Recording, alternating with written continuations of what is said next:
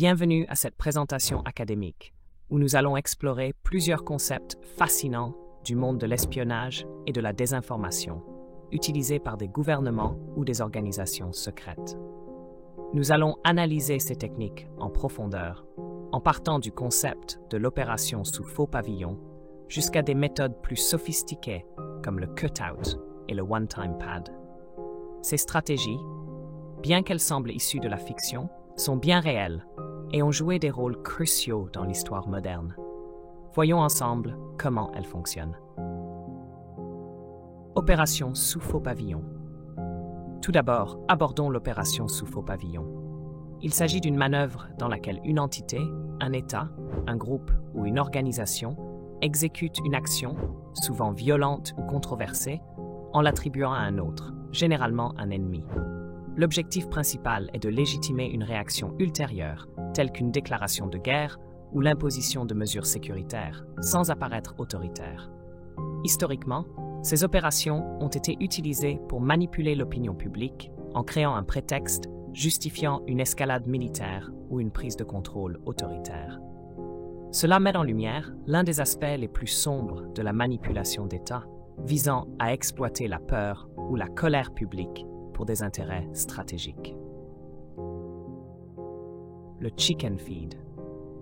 Ensuite, penchons-nous sur la technique du chicken feed, qui consiste à transmettre à une cible des informations vraies, mais de peu d'importance. Le but est de gagner la confiance du destinataire, tout en protégeant les données cruciales. Ce type de manipulation joue sur la perception de la valeur de l'information et permet au manipulateur de contrôler ce que la cible sait ou croit savoir, tout en protégeant les informations réellement sensibles. La méthode du Canary Trap. Le Canary Trap est un autre procédé de contre-espionnage fascinant. Ici, des versions légèrement modifiées d'un même document sont distribuées à plusieurs suspects. L'idée est que, si une version fuite, on pourra identifier la source de la fuite en fonction des modifications spécifiques présentes dans le document divulgué. Cette technique est couramment utilisée pour démasquer des traîtres ou des fuites au sein d'organisations sensibles. L'agent provocateur.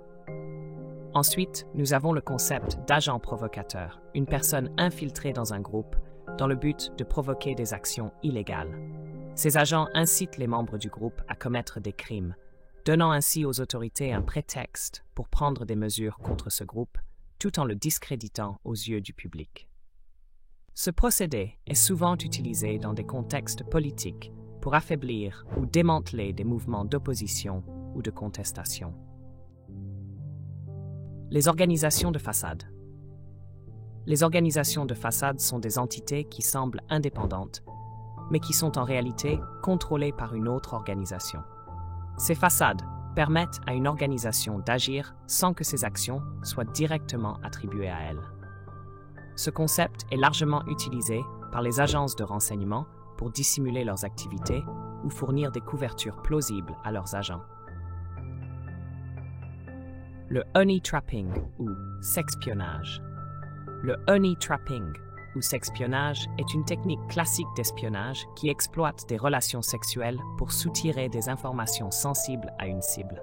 Ce procédé peut aussi être utilisé pour compromettre une personne et la faire chanter en menaçant de révéler des éléments embarrassants. Bien que ce ne soit pas une méthode idéale pour établir des relations à long terme, elle s'avère efficace pour résoudre des problèmes à court terme ou obtenir des informations immédiates. Doctrine du need to know.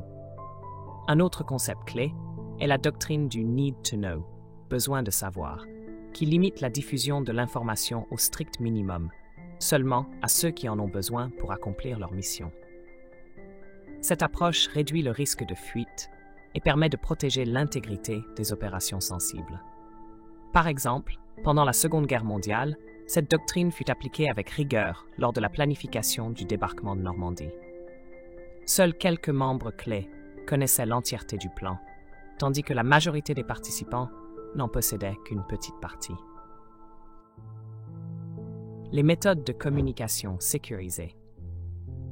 Nous avons ensuite des outils comme le cut-out, un intermédiaire de confiance qui transmet des informations entre agents tout en préservant l'anonymat des parties impliquées. Associé à des techniques telles que le dead drop, qui permet l'échange d'objets ou d'informations sans contact direct, ces outils illustrent la complexité et la sophistication des réseaux d'espionnage. De plus, des outils cryptographiques comme le One-Time Pad offrent une sécurité absolue en chiffrant des messages avec une clé unique utilisée une seule fois, rendant le décryptage impossible si les règles sont strictement suivies. Conclusion. En conclusion, ces techniques, du faux pavillon à la manipulation par sexpionnage, montrent l'ingéniosité des méthodes utilisées pour tromper, manipuler ou obtenir des informations dans le domaine de l'espionnage. Chacune de ces stratégies, bien qu'elles puissent sembler déroutantes ou immorales, a joué un rôle décisif dans l'histoire des relations internationales et des conflits. Leur étude nous permet de mieux comprendre les rouages de la désinformation et du secret, mais aussi les précautions prises par ceux qui opèrent dans l'ombre. Merci pour votre attention et n'hésitez pas à approfondir ces sujets fascinants.